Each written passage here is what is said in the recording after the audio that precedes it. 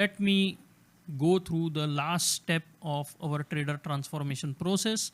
We looked at purpose, then we looked at identity, and then we looked at values and beliefs, then we looked at capabilities, then we looked at behavior. This was yesterday, and today we are going to look at the last component, and that is environment.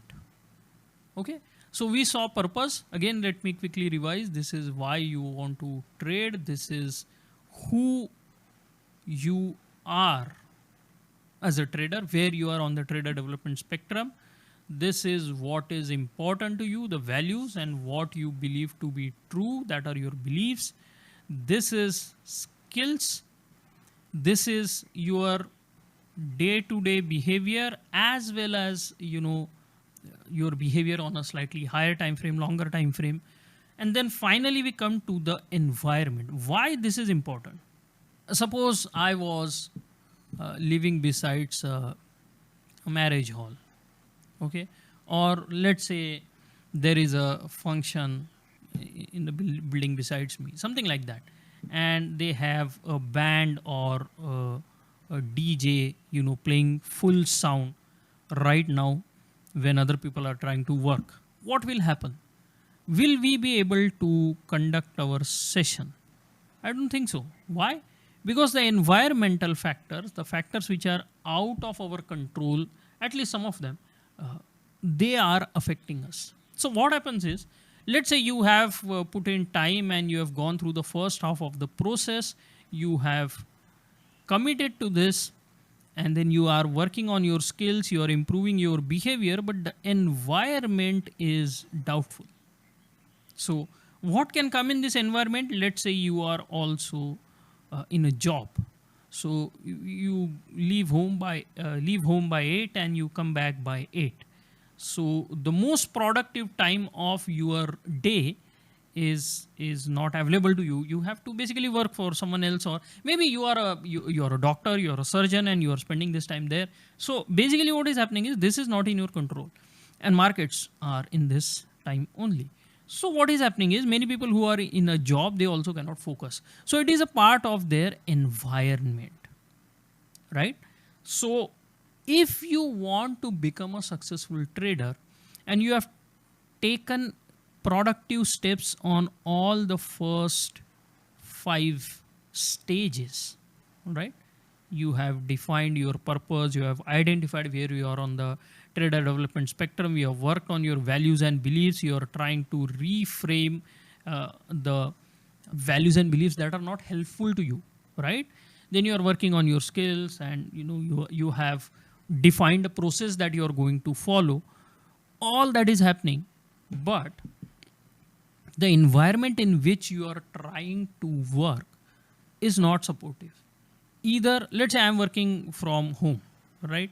Right now I'm working from home, but that is not actually the most productive thing, because what happens is I get a lot of distractions, and then I also take advantage of a few things. So let's say I am trading and around 2:30, let's say I have made a couple of losses, not feeling good. What I'll do is I'll probably take a nap, okay, just to calm my mind down. And I wanted to take a nap for, let's say, 1 hour, but then I just slept in and I wake up at 5. What happens now? Most of the time is gone, right? Now, where I should have worked on my trading day, I should have tried to find out what went wrong and all. I slept, and then this 5, after 5 it continues till 8, and then it gets into dinner time, and let's say it's not finished, then I have to work late after dinner. So what is happening is everything is getting pushed ahead. And imagine that I have to conduct an intensive, I have to submit a book by a deadline. So what is happening is lots of things will take up your time, lots of things will it will create distractions for you, and that will result in poor performance, right? So there are some great traders who are very good at understanding the markets and who are also good at controlling their psychology, but they are not able to make money. Why? Because their environment is not supportive. Their environment is not supportive. And usually, this behavior part, if your environment is not supportive, you are likely to pick up bad behaviors. So many times it happens, if you are in office where, there a lot of people are visiting you, you end up drinking tea a lot. So you start in the morning, you drink your first cup of tea, which you like to drink the way you want it. And then later on in the day, you end up drinking tea multiple times. So what happens? This tea is not good for you. One cup of tea is okay. But if you just go on drinking, one after the other, it's not really good for you. So what is happening here is that it is because of your environment, you are picking up a bad habit. So this also is called as the firehouse effect. All right. What happens is, let's say you are working in a firehouse, or for that matter, any big organization where, similar people are there from similar backgrounds, because that particular job suits similar profile of people, and they have similar thought processes, similar constraints, similar things taught to them from a young age. All those things are pretty similar, right? And then what happens, when you are in such an environment, you keep getting positive feedback for everything. All right. So you are from a middle class family, let's say, and what happens is, all the other people working around you are from middle class family, and the iPhone, say 21 drops. I don't know what is going on right now, but let's say a brand new iPhone comes in and this is like 5 lakhs, right? And you aspire to have that.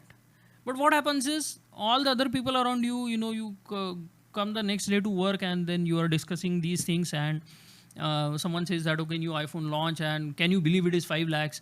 And then, someone else replies that 5 lakh can buy you a car, and 5 lakh can probably help you renovate a part of your home.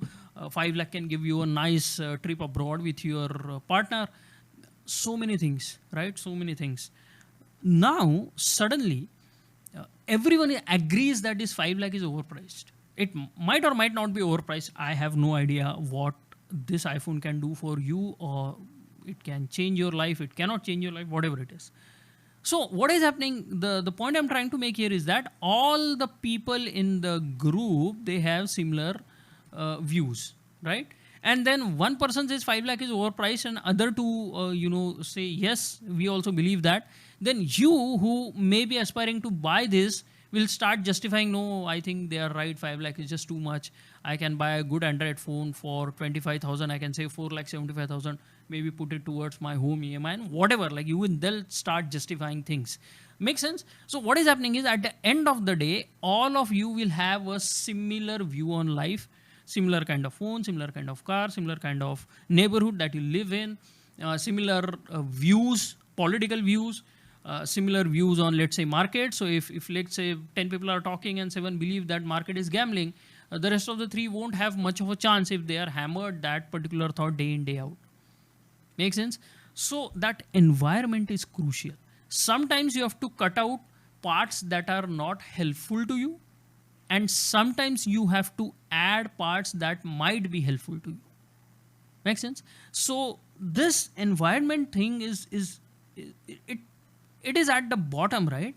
So if you consider this as a pyramid, as you go up, things become very, very important, right? But they probably, will make smaller differences to your trading. Like once you define your purpose, like why I want to trade, you do the 7 why techniques and you come up with the reason that, okay, this is the reason I want to trade. Fine. But then apart from reminding yourself every day, what else can you do with that, right? So, or if that reason is not correct, probably you will, justify it, argue with yourself and come up with a better reason. Okay, that's done now. That step is done. Now you are sorted. Now you have that reason. But day-to-day activities, as you go higher, these things have smaller impact on day-to-day activities. as you go lower, these are less important. Like, okay, you have a noisy environment, big deal. Like many people work in noisy environment. So you can do something and probably put on a noise cancelling headphone and start working. So it becomes less and less important, but these have huge impact on your overall objective, whatever you want to do. How? Because if your environment is not supportive, no matter what you try to do, let's say you are at one point in time drinking 20 cups of tea, you bring it down to 10 or bring it down to 5. 5 is still bad. 5 is still bad. You might justify, okay, I was drinking 20, now I'm just drinking 5.